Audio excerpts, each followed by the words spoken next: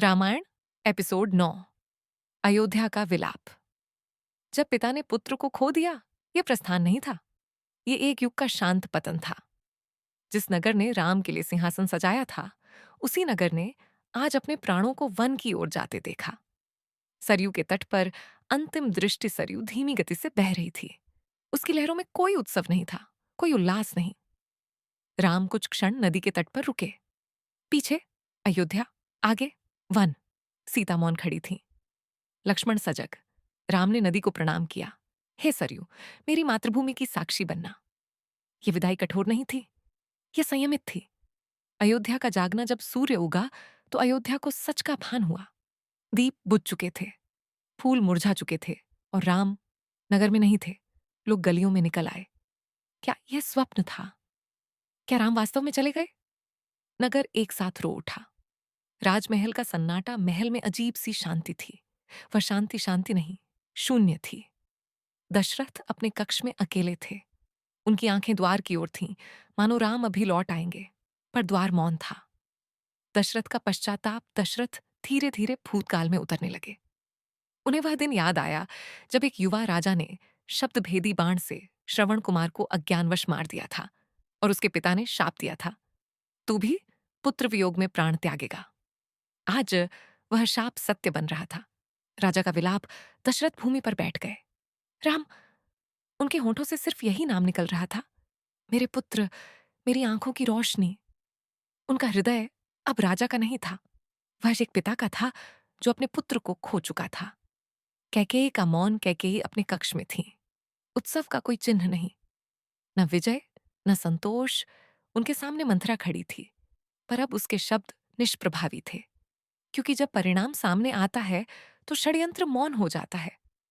कैकेयी दशरथ की ओर नजर उठाने का साहस नहीं कर पा रही थी। कौशल्या और सुमित्रा कौशल्या राम के कक्ष में गईं। वह कक्ष खाली था, पर धर्म की सुगंध अब भी वहां थी। सुमित्रा लक्ष्मण के कक्ष में खड़ी थी। उन्होंने कहा, मेरा पुत्र धर्म के साथ गया है, मुझे शोक नहीं, गर्व है। ये मातृत्व का सबसे ऊंचा स्वर था। रात्रि का पतन रात्रि आई। दशरथ नींद में नहीं गए, वे स्मृतियों में डूबते चले गए। कभी राम को घोड़े पर बैठाते हुए, कभी उन्हें शस्त्र चलाना सिखाते हुए। हर स्मृति एक बाण बनकर उनके हृदय में लग रही थी। अंतिम क्षण प्रातः होने से पहले दशरथ अत्यंत क्षीण हो चुके थे। उनकी दृष्टि आकाश की ओर थी। राम, उन्होंने अंतिम बार पुकारा, और उस नाम के साथ उनका प्राण शांत हो गया। राजा नहीं, पिता विदा हुआ। दशरथ का देहांत राजा का अंत नहीं था, ये एक पिता का विलय था। एक ऐसा पिता जिसने धर्म के लिए अपने पुत्र को त्यागा, और उसी त्याग में स्वयं समाप्त हो गया। अयोध्या का शोक जब समाचार नगर में पहुंचा, अयोध्या विलाप में डूब गई। न कोई बाजा, न कोई घोष, सिर्फ मौन। लोग सरयू के तट पर इकट्ठा हुए। नदी अब अश्रुओं की साक्षी थी। अधूरा राज्य सिंहासन रिक्त था। राम वन में थे, भरत अयोध्या से दूर। राज्य अनाथ सा हो गया था, और नियति अब भरत को इस कथा में प्रवेश कराने वाली थी। वन में पहली रात उधर वन में राम, सीता और लक्ष्मण पहली रात कुटिया में बिताने को तैयार थे।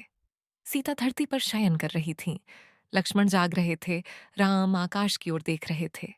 उन्हें पिता की पीड़ा का आभास हो रहा था, पर उन्होंने मन को स्थिर रखा, क्योंकि धर्म अश्रुओं से नहीं डगमगाता। दो संसार, दो पीड़ाएं एक ओर। अयोध्या अपने राजा को रो रही थी, दूसरी ओर वन अपने नए अतिथियों को स्वीकार कर रहा था। दोनों स्थानों पर धूक था, पर एक धूक विलाप का था, दूसरा संयम का। कथा आगे बढ़ती है। दशरथ चले गए, पर कथा नहीं रुकी, क्योंकि अब भरत को लौटना है, और उन्हें एक ऐसा निर्णय लेना है जो उन्हें राम के समान महान बना देगा। समापन यह है रामायण, जहां कभी कभी धर्म की रक्षा प्राण लेकर होती है।